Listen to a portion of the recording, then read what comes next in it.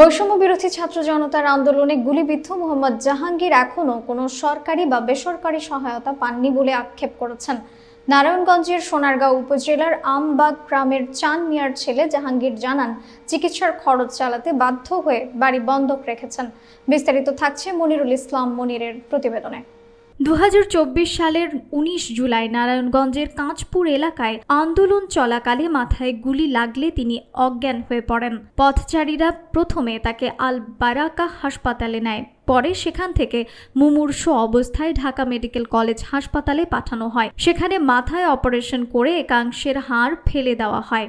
জাহাঙ্গীর বলেন, এখনও মাথার ব্যথায় রাতে ঘুমাতে পারি না। চিকিৎসার জন্য টাকা দরকার, কিন্তু কোথাও থেকে কোনো সহায়তা পাইনি।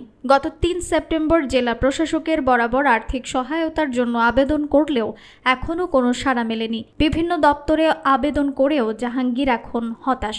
অতর্কিতভাবে পুলিশ এবং আওয়ামী লীগের যে লোকজন ছিল, ওরা ছাত্রদের আমাদের উপরে আন্দোলন ডিল শুরু করে, গুলি করা শুরু করে। এরপরে আমার মাথায় কোন দিক দিয়ে জানি গুলি একটা লাগছে। তারপরে আমি পড়ে গেছি, আমি অজ্ঞান ছিলাম। আমি বর্তমানে অনেক কষ্টে আছি।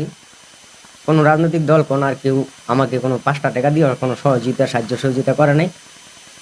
আমি অর্থনৈতিকভাবে চিকিৎসায় আমার মাথায় যেহেতু সমস্যাটা, আমি অনেক সমস্যায় ভুগতাছি।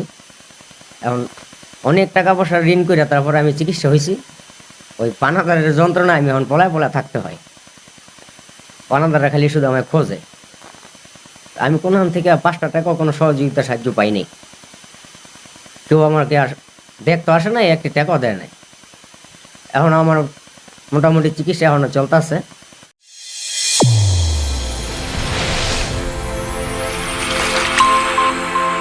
চ্যানেল A1 হৃদয় রেসপন্স।